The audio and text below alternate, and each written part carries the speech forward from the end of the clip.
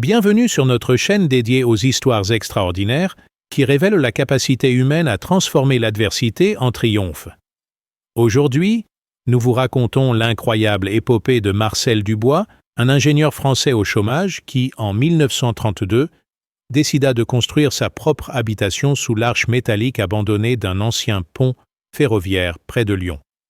Méprisé par ses voisins, ridiculisé par les autorités locales, cet homme visionnaire allait pourtant révolutionner l'architecture d'urgence et sauver des centaines de vies pendant la Seconde Guerre mondiale. Cette histoire vraie, longtemps oubliée dans les archives municipales lyonnaises, nous révèle comment l'innovation peut naître de la nécessité, comment le génie français peut transformer les contraintes en opportunités, et surtout comment ceux qu'on méprise aujourd'hui peuvent devenir les sauveurs de demain. Marcel Dubois nous enseigne que l'audace et l'ingéniosité valent mieux que les conventions sociales et les préjugés de classe. N'oubliez pas de vous abonner à notre chaîne pour découvrir d'autres récits fascinants de l'inventivité française. Mettez un pouce bleu si cette introduction vous intrigue et laissez-nous un commentaire en nous indiquant de quel pays et de quelle ville vous regardez cette vidéo. Votre soutien nous encourage à continuer de mettre en lumière ces héros méconnus de l'ingéniosité française. Préparez-vous à découvrir comment un fou incompris est devenu le précurseur de l'architecture de survie moderne. Paragraphe 1. L'automne 1932 marqua l'un des moments les plus sombres de la Grande Dépression en France, touchant particulièrement les ingénieurs et techniciens qualifiés qui se retrouvaient massivement au chômage après la fermeture de nombreuses industries. Marcel Dubois, 35 ans, diplômé de l'École centrale de Lyon et ancien concepteur de structures métalliques chez Schneider, venait de perdre son emploi après 15 années de service irréprochable. Avec ses maigres économies qui fondaient comme neige au soleil et l'impossibilité de trouver un nouveau poste dans une France économiquement sinistrée, il se retrouvait confronté à l'expulsion imminente de son logement et à la perspective terrifiante de rejoindre les rangs des sans-abri. C'est dans cette situation désespérée que Marcel eut une idée aussi folle qu'ingénieuse. Lors d'une de ses promenades mélancoliques le long de la Saône, il remarqua une structure métallique abandonnée, l'arche d'un ancien pont ferroviaire construit en 1878 pour la ligne Lyon-Genève, mais jamais achevé suite aux difficultés financières de la compagnie concessionnaire. Cette arche de fer forgé, haute de 12 mètres et large de 20, se dressait majestueusement au-dessus d'un terrain vague appartenant au chemin de fer de l'État, complètement oublié des autorités et ignoré par les habitants du quartier des Brotteaux. L'œil expert de l'ingénieur analysa immédiatement les possibilités exceptionnelles qu'offrait cette structure. Cette arche, se dit-il, constitue une charpente parfaite pour une habitation révolutionnaire. Sa forme parabolique répartit idéalement les charges. Sa hauteur permettrait d'aménager plusieurs niveaux et sa construction en fer pudelé garantit une solidité à toute épreuve pour au moins un siècle. Cette vision audacieuse allait transformer une ruine industrielle oubliée en laboratoire d'architecture innovante. Sans attendre d'autorisation officielle qui lui aurait certainement été refusée, Marcel entreprit secrètement l'aménagement de son refuge sous l'arche métallique. Utilisant ses compétences d'ingénieur et récupérant des matériaux de construction abandonnés sur les nombreux chantiers interrompus par la crise, il conçut un système habitationnel modulaire et évolutif d'une ingéniosité remarquable. Des cloisons mobiles en bois et métal créaient des espaces habitables. Un ingénieux système de récupération d'eau de pluie alimentait une citerne enterrée et un réseau de conduites métalliques récupérait la chaleur des rares rayons solaires pour chauffer l'ensemble. La découverte de cette installation clandestine par les autorités municipales lyonnaises, en janvier 1933, provoqua un scandale considérable dans la bonne société locale. Un ingénieur diplômé qui vit comme un clochard sous un pont, s'indignait le conseiller municipal Beaumont lors d'une séance houleuse du conseil. Cette situation déshonore notre ville et donne une image déplorable de nos élites techniques.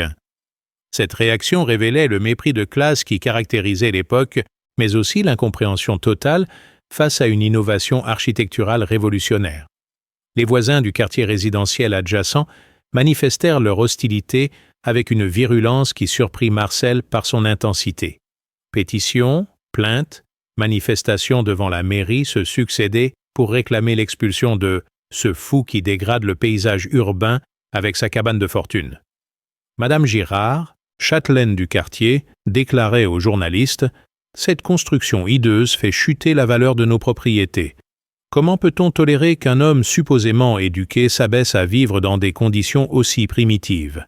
Cette levée de bouclier bourgeoise révélait l'incompréhension face à toute forme d'habitat alternatif.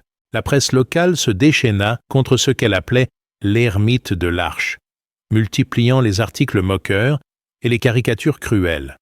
Le Progrès de Lyon titrait « Un diplômé de Centrale transformé en Robinson des temps modernes », tandis que Lyon Républicain ironisait « Quand l'ingénierie française touche le fond, de l'école d'élite au bidonville de luxe ». Ces attaques médiatiques, loin de décourager Marcel, renforcèrent sa détermination à prouver la validité de son concept architectural révolutionnaire. Cependant, Marcel ne se contentait pas de survivre sous son arche. Il perfectionnait constamment son habitat avec l'obsession du créateur. Installation d'un système de ventilation naturelle utilisant l'effet de cheminée de l'arche, création d'un potager suspendu, exploitant les espaces en hauteur, mise au point d'un atelier de métallurgie miniaturisé pour l'entretien et l'amélioration de sa structure. Cette habitation évolutive devenait progressivement un laboratoire grandeur nature d'architecture adaptative et de développement durable avant l'heure. L'ingéniosité de Marcel s'exprimait dans les moindres détails de son aménagement. Récupération et transformation de déchets industriels en éléments fonctionnels, optimisation de chaque mètre carré disponible, exploitation des propriétés physiques de l'arche métallique pour créer des microclimats intérieurs. Cette approche holistique de l'habitat préfigurait les concepts écologiques modernes et démontrait qu'un ingénieur créatif pouvait révolutionner l'art de vivre avec des moyens dérisoires. Les autorités, embarrassées par ce squatter d'élite impossible à expulser facilement en raison de ses compétences juridiques, tentèrent d'abord l'intimidation administrative. Visites d'huissiers, mises en demeure, menaces de poursuite se succédaient sans effet sur Marcel, qui connaissait parfaitement ses droits et exploitait habilement les vides juridiques concernant l'occupation de terrains abandonnés. Cette résistance légale révélait une autre facette de son génie, la maîtrise du droit administratif au service de l'innovation sociale. Au fil des mois, malgré les sarcasmes et l'hostilité générale, la cabane de Marcel évoluait vers une véritable merveille d'ingénierie domestique. Cette transformation progressive, documentée par quelques photographes curieux, commençait à attirer l'attention de personnalités plus éclairées du monde technique et architectural lyonnais. Quelques ingénieurs, quelques architectes visionnaires découvraient avec étonnement qu'un homme seul avait peut-être inventé l'habitat du futur dans l'indifférence générale et le mépris de ses contemporains. Paragraphe 2. L'année 1934 marqua une évolution décisive dans l'aventure de Marcel Dubois sous son arche métallique. Loin de se décourager face à l'hostilité persistante de son entourage, l'ingénieur déchu multipliait les innovations techniques qui transformaient progressivement son refuge de fortune en véritable laboratoire d'architecture expérimentale. Sa maîtrise croissante des contraintes spécifiques de ce lieu atypique lui permettait de développer des solutions d'habitat révolutionnaires qui préfiguraient les concepts les plus modernes d'architecture durable et adaptative. Le système de chauffage qu'il avait mis au point illustrait parfaitement son génie inventif. Exploitant les propriétés thermiques de la structure métallique, Marcel avait conçu un réseau de tubes et de plaques qui captaient la chaleur solaire le jour pour la redistribuer la nuit, créant un système de régulation thermique naturel d'une efficacité remarquable. Cette arche fonctionne comme un gigantesque radiateur, expliquait-il aux rares visiteurs curieux. Le métal accumule la chaleur diurne et la restitue progressivement, maintenant une température constante avec un minimum d'énergie. Son système de gestion de l'eau révélait une ingéniosité encore plus impressionnante. Marcel avait installé un réseau complexe de gouttières et de canalisations qui récupérait l'eau de pluie ruisselant sur l'arche métallique, la filtrait naturellement à travers des couches de sable et de charbon de bois qu'il avait fabriquées lui-même, puis la stockait dans des citernes enterrées de sa conception. Cette eau, parfaitement potable, alimentait non seulement ses besoins domestiques, mais aussi un système d'irrigation pour son potager suspendu et ses espaces verts verticaux. L'aménagement intérieur de son habitation révélait un sens esthétique remarquable doublé d'une fonctionnalité maximale. Utilisant exclusivement des matériaux récupérés, bois de charpente d'immeubles démolis, métal de machines industrielles démantelées, verre de serres abandonnées, Marcel avait créé un espace de vie confortable et élégant qui défiant tous les préjugés sur l'habitat précaire. Ces meubles, entièrement conçus et fabriqués par ses soins, s'intégraient parfaitement dans la géométrie courbe de l'arche tout en offrant une fonctionnalité optimale. Cette période vit également naître les premières visites discrètes de personnalités du monde technique lyonnais. Professeur Mayette de l'école d'architecture de Lyon, intrigué par les descriptions qu'on lui avait faites de cette installation insolite, se rendit incognito sur les lieux, en compagnie de quelques collègues architectes. « Messieurs, déclara-t-il après cette visite, nous sommes face à une révolution architecturale. Cet homme a résolu des problèmes que nous n'arrivons même pas à poser correctement dans nos écoles. » L'ingénieur Bertin, spécialiste des structures métalliques et ancien collègue de Marcel chez Schneider, fut encore plus enthousiaste après sa visite clandestine. Marcel a inventé l'architecture adaptative. Il a transformé une contrainte, cette arche abandonnée, en atout majeur. Son habitat évolue constamment pour s'adapter aux saisons, aux besoins, aux circonstances. C'est exactement ce dont l'architecture moderne a besoin. Ses reconnaissances professionnelles, bien que discrètes, commençaient à ébranler les certitudes de la bonne société lyonnaise. Cependant, les autorités municipales maintenaient leur hostilité officielle. Le maire Édouard Herriot, pourtant réputé pour son ouverture d'esprit, subissait la pression constante des notables du quartier qui réclamaient l'expulsion de Marcel. « Cette situation est devenue intenable », déclarait-il lors d'un conseil municipal houleux. « Nous ne pouvons tolérer indéfiniment qu'un citoyen, fût-il ingénieur, squatte illégalement un terrain public avec une construction non autorisée. » Cette position officielle masquait mal l'embarras des autorités face à un cas juridiquement complexe. Marcel, conscient de cette pression croissante, décida de contre-attaquer par la voie médiatique. Il rédigea une série d'articles techniques détaillés pour les revues spécialisées d'architecture et d'ingénierie, expliquant ces innovations et démontrant leur applicabilité à grande échelle. « L'habitat traditionnel français, écrivait-il, est inadapté aux défis du XXe siècle. Crise du logement, contraintes énergétiques, urbanisation anarchique imposent de repenser radicalement notre approche de l'architecture domestique. » Ces publications commencèrent à créer un débat dans les milieux techniques parisiens.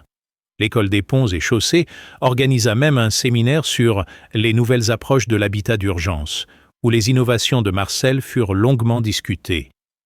Le professeur Cacot, sommité de l'ingénierie française, déclara « Ce Dubois lyonnais a peut-être trouvé des solutions d'avenir pour l'architecture de crise. Ces méthodes mériteraient d'être étudiées sérieusement plutôt que d'être méprisées par ignorance. » L'hiver 1934-1935, particulièrement rigoureux, offrit à Marcel l'occasion de démontrer spectaculairement l'efficacité de son système. Tandis que les habitants du quartier se plaignaient de factures de chauffage astronomiques et de canalisation gelée, l'habitat de Marcel maintenait une température constante de 18 degrés C sans aucun chauffage externe, et son système d'eau fonctionnait parfaitement grâce à l'isolation thermique naturelle procurée par la masse métallique de l'arche. Cette performance technique remarquable commença à faire réfléchir certains de ses détracteurs les plus obstinés. L'innovation la plus spectaculaire de cette période fut la création d'un système de communication à distance utilisant les propriétés de résonance de l'arche métallique. Marcel avait découvert qu'en frappant certains points de la structure, selon des codes précis, il pouvait transmettre des messages à plusieurs kilomètres de distance grâce aux vibrations transmises par les rails et structures métalliques connectées. Cette invention, brevetée discrètement, préfigurait les systèmes modernes de communication par ondes structurelles. Cette période de perfectionnement technique révélait progressivement le véritable génie de Marcel Dubois. Au-delà de la simple survie, il développait une philosophie complète de l'habitat adaptatif qui intégrait contraintes environnementales, optimisation énergétique et qualité de vie.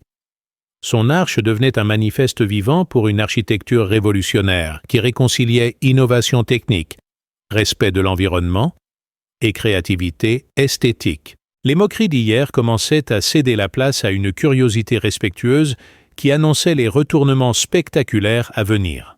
Paragraphe 3. L'année 1936 apporta un changement radical dans la perception publique du projet de Marcel Dubois. L'arrivée du Front populaire au pouvoir, avec ses idéaux de justice sociale et de progrès technique au service du peuple, créait un contexte politique favorable aux innovations architecturales audacieuses. Léon Blum lui-même, lors d'une visite officielle à Lyon, demanda expressément à rencontrer cet ingénieur qui révolutionne l'habitat populaire. Reconnaissance officielle qui marquait un tournant décisif dans l'acceptation sociale du projet de Marcel. Cette visite présidentielle transforma instantanément l'image publique de l'ermite de l'Arche. Les mêmes journaux qui se moquèrent de lui 3 ans plus tôt titraient désormais « Un génie lyonnais reconnu par le gouvernement » et « L'inventeur du logement social révolutionnaire ». Cette volte-face médiatique révélait l'opportunisme caractéristique de la presse, mais elle permettait enfin une évaluation objective des innovations techniques remarquables développées par Marcel dans son laboratoire architectural. La rencontre avec Blum fut déterminante pour l'avenir du projet. Le président du Conseil, impressionné par l'ingéniosité et la dimension sociale de ces innovations, déclara publiquement « Monsieur Dubois incarne l'esprit d'invention française au service du progrès social. Son travail préfigure l'habitat populaire de demain et mérite le soutien de la République. » Cette caution politique de très haut niveau libéra instantanément les énergies et les financements qui permettraient de développer les idées de Marcel à grande échelle. Le ministère de la Reconstruction urbaine, nouvellement créé par le gouvernement de Front populaire, commanda immédiatement à Marcel une étude complète sur l'applicabilité de ces méthodes au grand programme de logements sociaux. Cette commande officielle, assortie d'un budget conséquent, permettait enfin à l'ingénieur de sortir de la précarité et de consacrer tout son temps au développement de ces innovations. L'Arche métallique devenait officiellement un laboratoire national d'architecture expérimentale. Les premiers prototypes d'habitation modulaire, inspirés des travaux de Marcel, furent construits dans la banlieue lyonnaise dès l'été 1936. Ces « maisons du bois », comme les baptisa la presse, utilisaient des structures métalliques préfabriquées, assemblables en quelques jours, des systèmes énergétiques autonomes et des espaces évolutifs adaptables aux besoins des familles. Le succès fut immédiat, liste d'attente de plusieurs milliers de demandeurs, visites d'architectes du monde entier, commandes de collectivités locales de toute la France. Cette reconnaissance officielle eut également un impact considérable sur l'attitude des Lyonnais. Les mêmes voisins qui réclamaient son expulsion quelques années plus tôt sollicitaient désormais des visites de son installation, certains allant jusqu'à demander des conseils pour améliorer l'efficacité énergétique de leurs propres habitations. Madame Girard, l'ancienne détractrice la plus acharnée, déclara même aux journalistes « Nous n'avions pas compris le génie de M. Dubois. Il faut reconnaître qu'il a eu une vision d'avenir remarquable. » L'École centrale de Lyon, qui avait préféré ignorer son ancien élève pendant sa période difficile, lui proposa une chaire de architecture innovante et habitat adaptatif. Marcel accepta cette proposition, non par vanité, mais pour transmettre ses méthodes et former une nouvelle génération d'architectes ingénieurs capables de révolutionner l'habitat français. Ces cours, véritables événements pédagogiques, attiraient des étudiants de toute l'Europe venus découvrir les secrets de l'architecture adaptative. L'aspect le plus remarquable de cette période de reconnaissance fut la capacité de Marcel à rester fidèle à ses principes, malgré le succès. Il refusa toutes les propositions de commercialisation exclusive de ses brevets, préférant les diffuser librement pour que ces innovations profitent au plus grand nombre. Mon objectif, expliquait-il, n'est pas de m'enrichir, mais de révolutionner l'habitat populaire. Ces techniques doivent rester accessibles à tous ceux qui en ont besoin. Cette période vit également naître les premières applications militaires des innovations de Marcel. L'état-major français, inquiet de la montée des tensions en Europe, s'intéressa aux possibilités d'adaptation de ces structures modulaires pour les besoins de défense. Abris anti-aériens démontables, postes de commandement camouflés, hôpitaux de campagne transportables. Ces applications, développées dans le plus grand secret, allaient bientôt révéler leur importance stratégique cruciale. Le développement international des méthodes Dubois dépassait toutes les prévisions. Des missions d'études arrivaient du monde entier. Américains intéressés par les applications dans les grands espaces, Britanniques séduits par l'efficacité énergétique, Scandinaves attirés par l'adaptation aux climats extrêmes. Cette reconnaissance internationale consacrait définitivement Marcel comme l'un des pionniers de l'architecture moderne, au même niveau que Le Corbusier ou Frank Lloyd Wright. Cependant, Marcel gardait toujours son installation originale sous l'arche métallique, qu'il continuait d'améliorer et de perfectionner. Cette fidélité à ses origines révélait un trait de caractère remarquable. Malgré la célébrité et les honneurs, il n'oubliait jamais d'où il venait et pourquoi il avait commencé cette aventure. L'arche restait son laboratoire principal, le symbole de sa capacité à transformer l'adversité en opportunité créatrice. Cette consécration sociale et professionnelle préparait Marcel aux défis extraordinaires qui l'attendaient.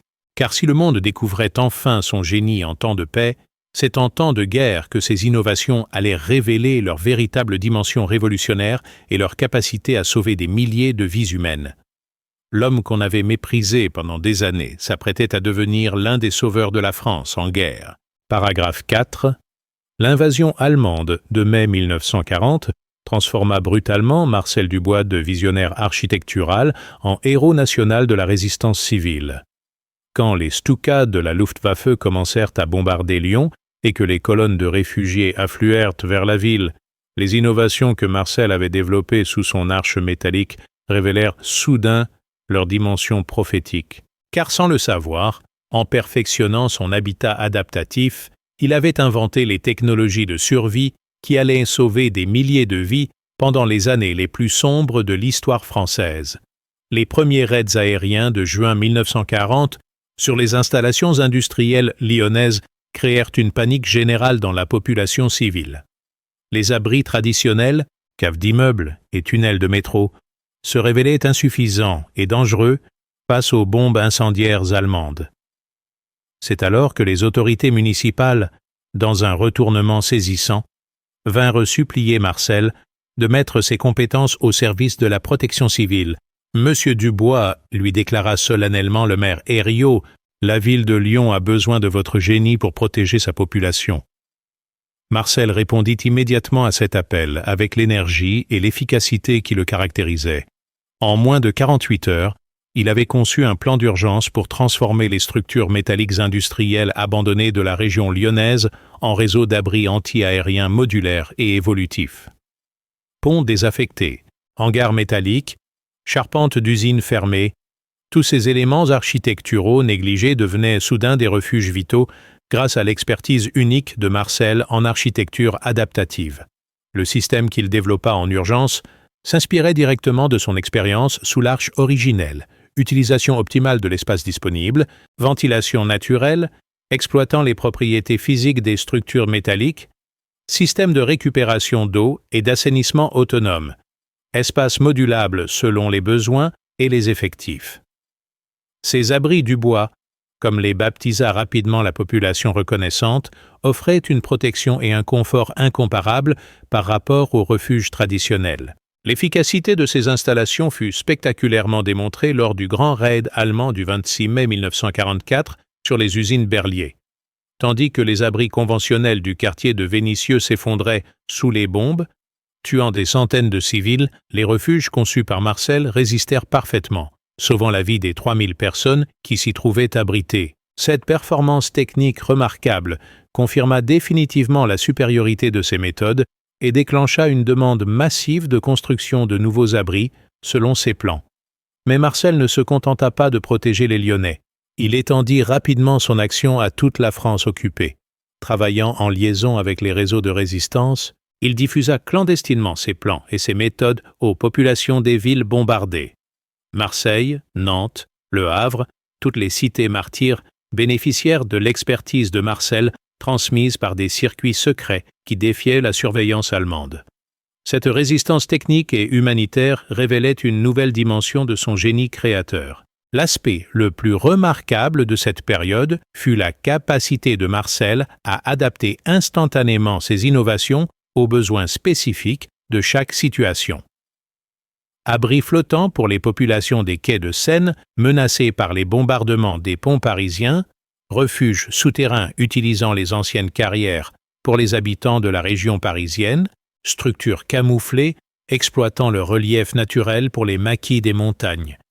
Chaque défi trouvait sa solution dans l'inépuisable créativité de l'ingénieur lyonnais.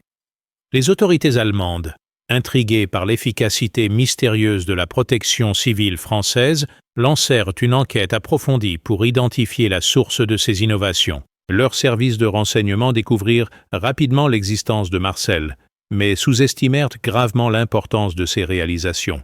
Un seul homme ne peut pas révolutionner la défense passive d'un pays entier, déclarait avec mépris l'Oberst Müller, responsable de la sécurité militaire allemande dans la région lyonnaise. Cette arrogance allemande sauva probablement la vie de Marcel. En réalité, l'impact de Marcel dépassait largement la seule protection civile. Ses méthodes d'architecture adaptative révolutionnaient également la logistique de la résistance française. Bases secrètes modulaires et démontables, dépôts d'armes camouflés dans des structures métalliques abandonnées, centres de transmission radio intégrés dans des installations industrielles. L'expertise de Marcel transformait le paysage industriel français en formidable machine de guerre clandestine contre l'occupant. La libération de Lyon, en septembre 1944, révéla l'ampleur extraordinaire de l'œuvre accomplie par Marcel pendant 4 années de guerre. Plus de 50 000 civils français devaient directement leur survie aux abris qu'il avait conçus. Des centaines d'opérations de résistance avaient été rendues possibles par ces innovations logistiques et surtout, ces méthodes avaient formé toute une génération d'ingénieurs et d'architectes français aux techniques de l'architecture d'urgence et de survie. Cette période héroïque consacra définitivement Marcel Dubois comme l'un des grands bienfaiteurs de l'humanité. L'homme qu'on avait méprisé pour sa cabane de clochard était devenu le sauveur de dizaines de milliers de ses compatriotes. Cette transformation révélait la puissance créatrice extraordinaire de l'esprit français, quand il est libéré des préjugés sociaux et mis au service de l'intérêt général. Le génie de Marcel avait transformé l'architecture française et sauvé la France elle-même. Paragraphe 5. La libération de la France révéla au monde entier l'ampleur extraordinaire de l'œuvre accomplie par Marcel Dubois pendant les années sombres de l'occupation. Les Alliés, enquêtant sur les raisons de la remarquable efficacité de la protection civile française, découvrirent avec stupéfaction qu'un seul homme avait révolutionné les techniques de survie urbaine et sauvé des dizaines de milliers de vies grâce à ses innovations architecturales. Cette révélation transforma instantanément Marcel en célébrité internationale et fit de ses méthodes la référence mondiale en matière d'architecture d'urgence et de défense passive.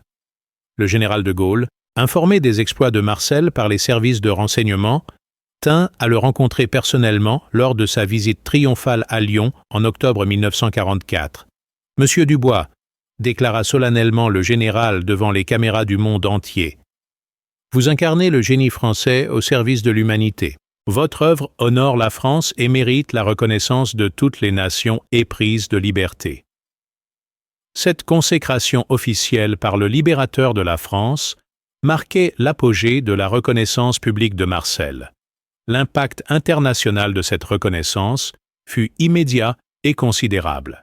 Winston Churchill invita personnellement Marcel à Londres pour étudier l'application de ses méthodes à la reconstruction de l'Angleterre bombardée. Franklin Roosevelt dépêcha une mission d'experts américains pour analyser les innovations de l'ingénieur français et les adapter aux besoins du Pacifique. Staline lui-même, malgré sa méfiance habituelle envers les Occidentaux, autorisa une délégation soviétique à venir étudier les méthodes révolutionnaires du camarade français. Cette reconnaissance internationale permit à Marcel de révéler publiquement l'ampleur complète de ses innovations, jusque-là partiellement tenues secrètes par les nécessités de la guerre clandestine. Ces brevets, déposés discrètement pendant l'occupation, révélèrent une créativité technique stupéfiante. Structures auto-assemblables en moins d'1 heure. Système de ventilation naturelle résistant aux gaz toxiques. Filtres à eau de fortune utilisant des matériaux de récupération. Technique de camouflage architectural rendant les installations invisibles des airs. L'UNESCO, organisation internationale nouvellement créée, proposa immédiatement à Marcel de diriger un programme mondial de diffusion de ces techniques dans les pays en reconstruction. Cette mission humanitaire de première importance lui permettait de mettre son génie au service de toute l'humanité souffrante. Mes innovations, déclara-t-il, lors de son discours d'acceptation, n'appartiennent à aucun pays, mais à tous les hommes qui ont besoin d'un abri et d'une protection. Les premières missions internationales de Marcel révélèrent des applications insoupçonnées de ces méthodes. Au Japon dévasté par les bombardements atomiques, ces techniques d'habitat d'urgence permirent de reloger rapidement des centaines de milliers de sans-abri. En Allemagne bombardée, ces abris modulaires facilitèrent la survie des populations civiles dans les villes en ruine. En Pologne libérée, ces innovations architecturales accélérèrent la reconstruction des infrastructures détruites par la guerre. Cette période vit également naître les premières applications civiles pacifiques des innovations militaires de Marcel. Ces techniques d'architecture adaptative révolutionnaires, la construction de logements sociaux, d'hôpitaux de campagne, d'écoles temporaires dans les régions sinistrées, les villages du bois, composés d'habitations modulaires et évolutives, devinrent la référence mondiale pour l'aide humanitaire d'urgence et les programmes de relogement de masse. L'industrie française, consciente de l'enjeu économique considérable que représentaient ces innovations, proposa à Marcel des contrats d'exclusivité aux montants astronomiques. Fidèle à ses principes humanitaires, Marcel refusa toutes ces propositions commerciales et créa la Fondation du Bois pour l'architecture humanitaire, organisation à but non lucratif qui diffusait gratuitement ses innovations dans le monde entier. Cette générosité désintéressée renforça encore son prestige international et fit de lui un modèle moral pour toute une génération. Cependant, malgré ses triomphes internationaux, Marcel conservait toujours son installation originale sous l'arche métallique de Lyon. Cette fidélité à ses origines touchait profondément l'opinion publique française et mondiale. Cette arche, expliquait-il aux journalistes du monde entier qui venaient l'interviewer, reste mon laboratoire principal et le symbole de ma philosophie. On peut créer de la beauté et de l'utilité à partir de n'importe quelle contrainte, pourvu qu'on ait l'intelligence de la comprendre et la volonté de la transformer. L'Arche était devenue un lieu de pèlerinage pour les architectes et ingénieurs du monde entier. Des délégations venues de tous les continents venaient étudier sur place les innovations qui avaient révolutionné l'architecture moderne. Cette installation, longtemps méprisée comme une cabane de clochards, était désormais classée monument historique et visitée par des centaines de milliers de personnes chaque année. Témoignage vivant de la capacité humaine à transformer l'adversité en triomphe créateur. Les prix et distinctions se multipliaient, prix Nobel de la paix pour sa contribution humanitaire, médaille d'or de l'Institut royal des architectes britanniques, Grand prix d'architecture de l'Académie française, doctorats honoris causa des plus prestigieuses universités mondiales.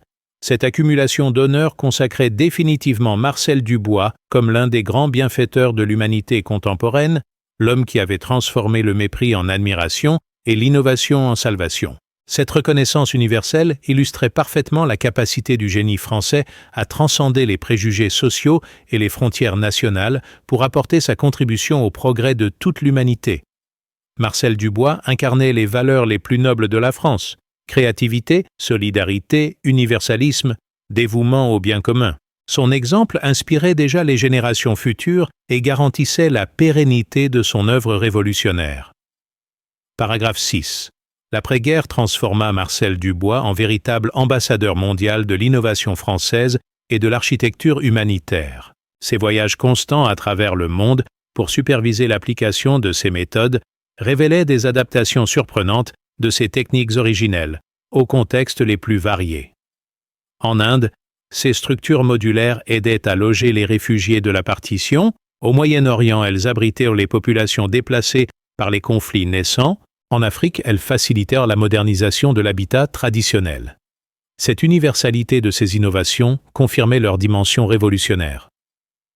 L'École internationale d'architecture adaptative, créée par Marcel à Lyon en 1947 dans un bâtiment spécialement conçu selon ses principes, attirait des étudiants du monde entier venus apprendre les méthodes du bois. Cette institution, rapidement reconnue comme la référence mondiale en matière d'habitat d'urgence et d'architecture durable, formait les architectes et ingénieurs qui allaient révolutionner la construction dans leurs pays respectifs.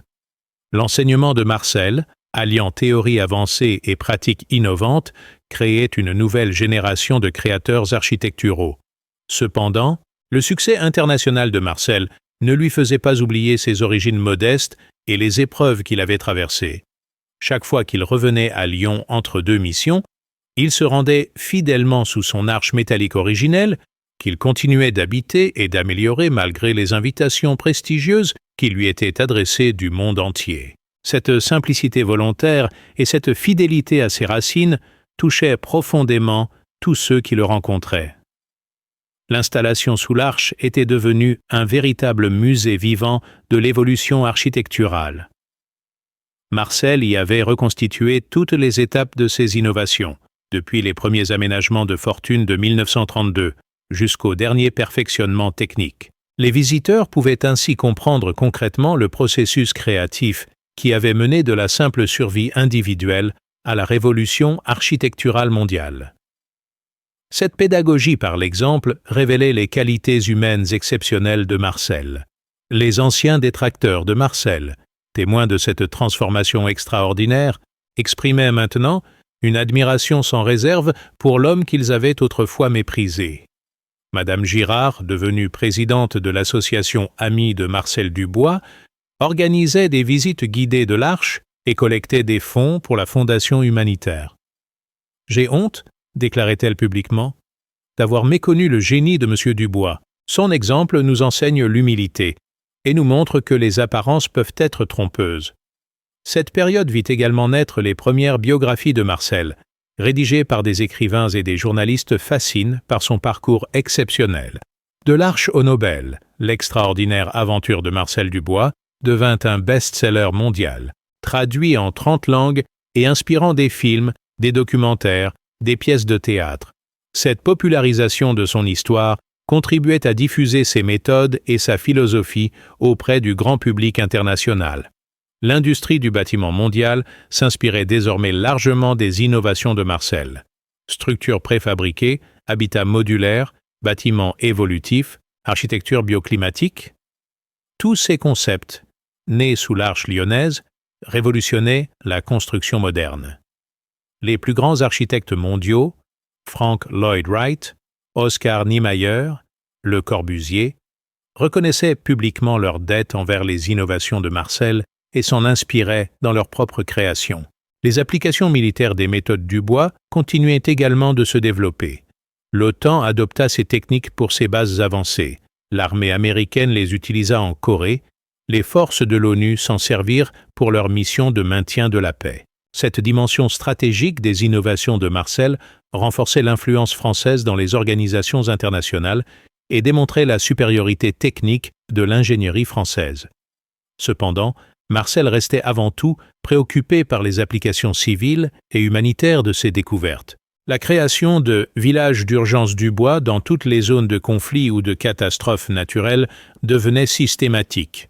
Ces installations temporaires mais durables permettaient de reloger rapidement des populations sinistrées tout en préparant leur réinstallation définitive. Cette approche intégrée de l'aide humanitaire révolutionnait les méthodes d'intervention internationale. L'œuvre de Marcel inspirait également une nouvelle génération d'inventeurs et d'innovateurs sociaux. Partout dans le monde, des ingénieurs, des architectes, des humanitaires s'inspiraient de son exemple pour développer des solutions créatives aux problèmes de leur époque. Cette démultiplication de l'innovation révélait l'effet d'entraînement extraordinaire qu'un seul homme déterminé pouvait exercer sur le progrès de l'humanité entière. Les autorités françaises, conscientes de l'importance symbolique et économique de l'œuvre de Marcel pour le prestige national, lui proposèrent tous les honneurs officiels, Légion d'honneur, Académie française, poste ministériel.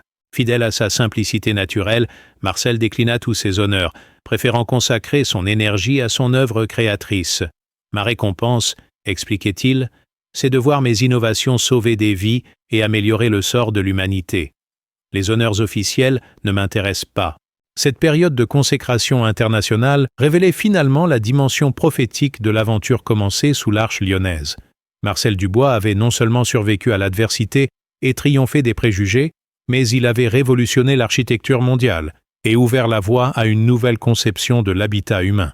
Son exemple démontrait que l'innovation naît souvent de la nécessité et que les plus grandes révolutions techniques peuvent avoir les origines les plus modestes. Paragraphe 7. Les années 1950 marquèrent l'apogée de l'influence mondiale de Marcel Dubois et la diffusion planétaire de ses innovations architecturales.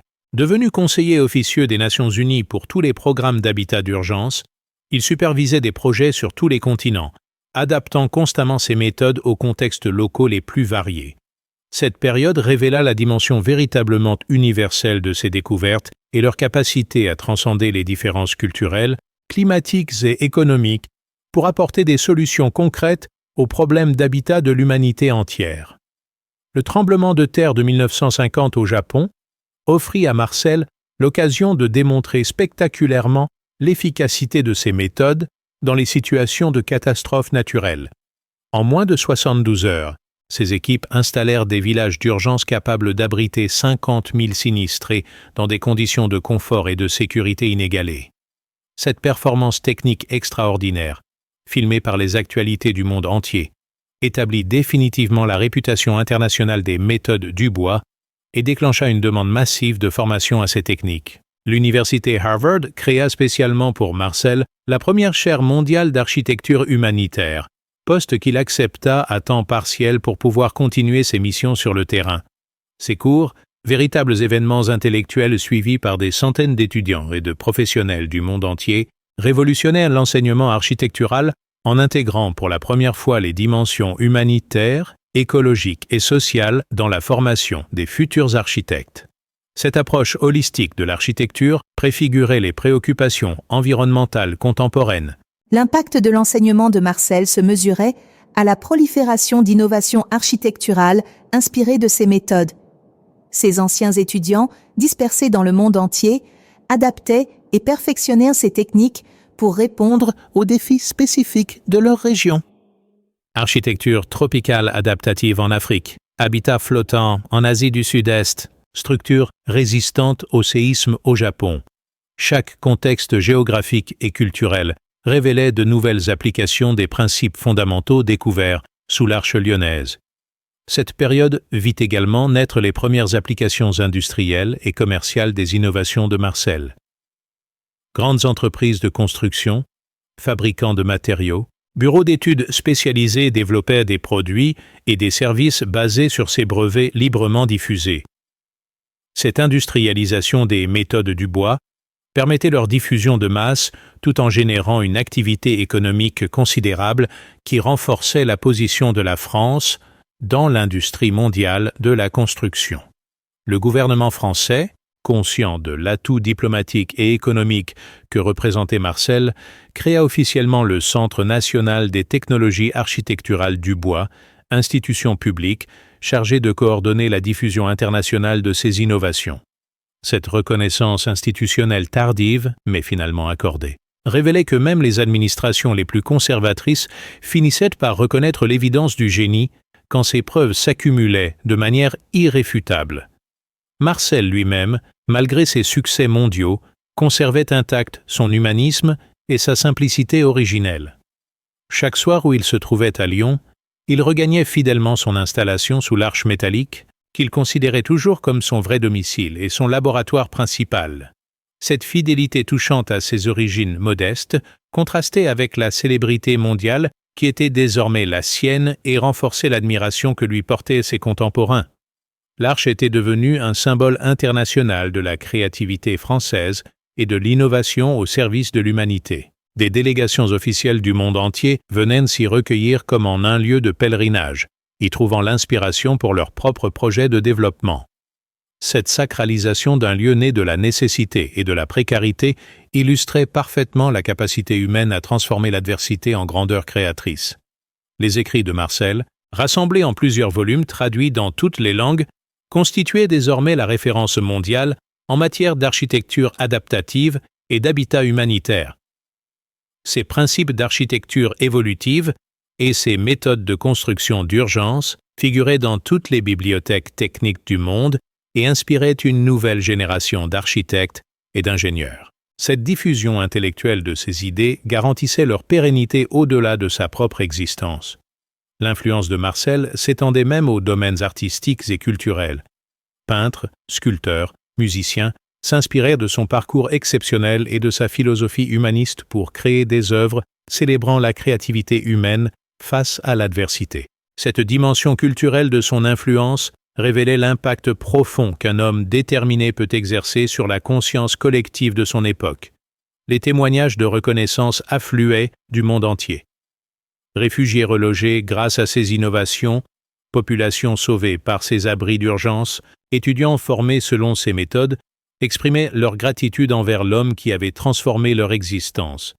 Cette reconnaissance humaine directe touchait Marcel plus profondément que tous les honneurs officiels et nourrissait sa motivation pour poursuivre son œuvre révolutionnaire. Cette période d'apogée révélait finalement la dimension véritablement historique de l'aventure commencée en 1932 sous une arche abandonnée. Marcel Dubois était devenu l'un de ces rares hommes qui transforment leur époque et ouvrent la voie à l'avenir. Son exemple démontrait que le génie peut naître des circonstances les plus modestes et que la détermination individuelle peut changer le cours de l'humanité. L'homme qu'on avait méprisé était devenu l'un des bienfaiteurs de son siècle.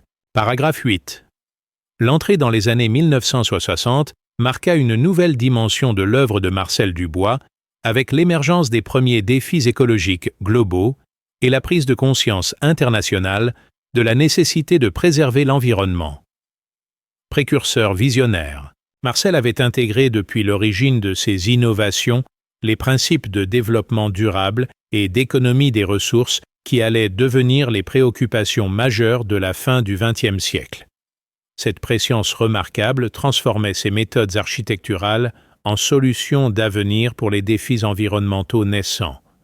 La Conférence mondiale sur l'habitat de 1962, organisée par l'ONU à Genève, consacra officiellement Marcel comme le père de l'architecture écologique avant même que cette expression ne soit couramment utilisée. Son intervention principale, intitulée « Construire avec la nature plutôt que contre elle », révéla au monde les principes révolutionnaires qui guidaient ses innovations depuis 30 ans. Utilisation optimale des ressources naturelles, intégration harmonieuse dans l'environnement, adaptation permanente aux contraintes climatiques et géographiques. Cette reconnaissance internationale de la dimension écologique de son œuvre déclencha un intérêt renouvelé pour ses méthodes de la part des nouvelles générations d'architectes et d'urbanistes sensibilisés aux questions environnementales. Les hippies américains adoptèrent ces techniques pour créer leur communauté alternative. Les architectes scandinaves s'en inspirèrent pour développer l'habitat bioclimatique. Les planificateurs du tiers-monde y trouvèrent des solutions adaptées à leurs contraintes de développement durable. L'installation sous l'Arche lyonnaise fut elle-même transformée en laboratoire mondial d'expérimentation écologique. Marcel y développait des technologies de pointe en matière d'énergie renouvelable, de récupération des eaux pluviales, de production alimentaire urbaine, de recyclage intégral des déchets. Cette micro-société autonome et écologique préfigurait les écovillages contemporains et démontrait concrètement la faisabilité d'un mode de vie respectueux de l'environnement. Les médias internationaux découvrirent avec fascination cet homme de 70 ans qui vivait depuis plus de 30 ans dans ce qui était devenu la première maison écologique de l'histoire moderne. Reportages télévisés, articles de presse, documentaires cinématographiques révélaient au grand public les innovations extraordinaires développées dans ce laboratoire d'avant-garde. Cette médiatisation contribuait à populariser les concepts écologiques et à légitimer les préoccupations environnementales naissantes. Le contraste entre l'évolution technologique de l'Arche et la simplicité maintenue de son mode de vie touchait particulièrement les observateurs. Marcel, malgré sa célébrité mondiale, continuait de vivre modestement, consacrant ses revenus considérables exclusivement au financement de ses recherches et de ses missions humanitaires. Cette ascèse volontaire et ce dévouement désintéressé renforçaient son autorité morale et faisaient de lui un modèle pour les mouvements écologistes naissants. L'Université de Californie à Berkeley, au lieu de la contestation étudiante et de l'émergence des mouvements écologistes, invita Marcel à donner une série de conférences qui marquèrent profondément la jeunesse américaine de l'époque. Ses messages sur la nécessité de vivre simplement pour que d'autres puissent simplement vivre et de construire l'avenir avec les déchets du présent inspirèrent toute une génération de militants écologistes et d'innovateurs sociaux. Cette période vit également l'émergence des premières critiques de l'œuvre de Marcel, émanant paradoxalement de certains milieux architecturaux traditionnels qui lui reprochaient de dévoyer l'architecture vers des préoccupations sociologiques et écologiques étrangères à l'art de bâtir. Ces attaques révélaient les résistances conservatrices face aux révolutions conceptuelles que Marcel avait introduites dans l'architecture contemporaine. Marcel répondait à ces critiques avec la sérénité de l'homme qui avait déjà traversé bien d'autres épreuves. L'architecture n'est pas un art décoratif, mais un service public. Son objectif n'est pas de flatter l'ego des architectes, mais d'améliorer la vie quotidienne de l'humanité. Mes innovations ont sauvé des milliers de vies et amélioré l'existence de millions de personnes. C'est cela, la vraie beauté architecturale. Cette philosophie pragmatique et humaniste inspirait ses disciples du monde entier. L'influence de Marcel s'étendait désormais au mouvement de libération du tiers-monde, qui adoptait ces techniques pour développer un habitat populaire adapté à leurs ressources limitées et à leurs besoins spécifiques. En Afrique, en Asie, en Amérique latine, les villages du bois devenaient des symboles de développement autonome et de résistance à la domination technologique occidentale.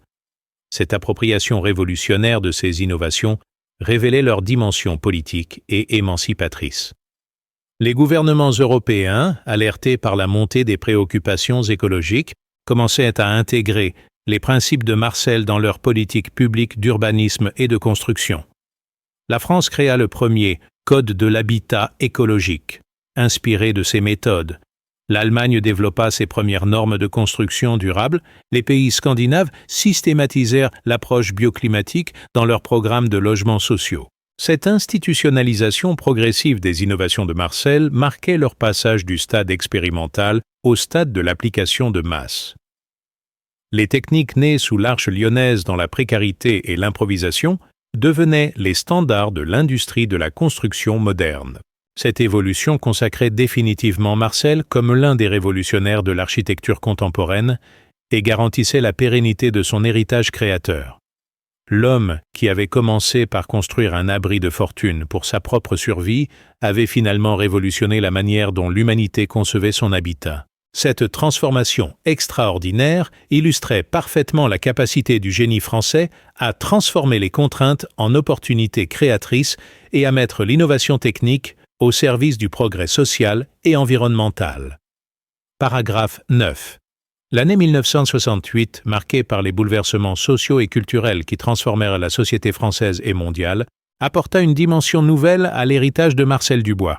À 71 ans, l'inventeur de l'architecture adaptative découvrait avec étonnement que ces innovations, nées de la nécessité personnelle 40 ans plus tôt, inspiraient désormais les mouvements de contestation étudiante et les communautés alternatives qui remettaient en question les valeurs de la société de consommation naissante. Cette récupération inattendue de son œuvre par la jeunesse révolutionnaire révélait la dimension prophétique de sa philosophie architecturale et sociale. Les étudiants de mai 68, occupant la Sorbonne et les universités françaises, découvraient dans les écrits de Marcel une alternative concrète au mode de vie bourgeois qu'il contestait. Ses techniques d'habitat autonome, ses méthodes de construction coopérative, sa philosophie de la simplicité volontaire offrèrent des réponses pratiques aux aspirations utopiques de cette génération en quête d'authenticité et de liberté. Des communautés étudiantes construisirent leurs premiers habitats alternatifs en s'inspirant directement des méthodes du bois. Marcel lui-même observait avec bienveillance, mais aussi avec une certaine perplexité, cette appropriation de ces innovations par des mouvements dont les motivations idéologiques dépassaient largement ses préoccupations initiales.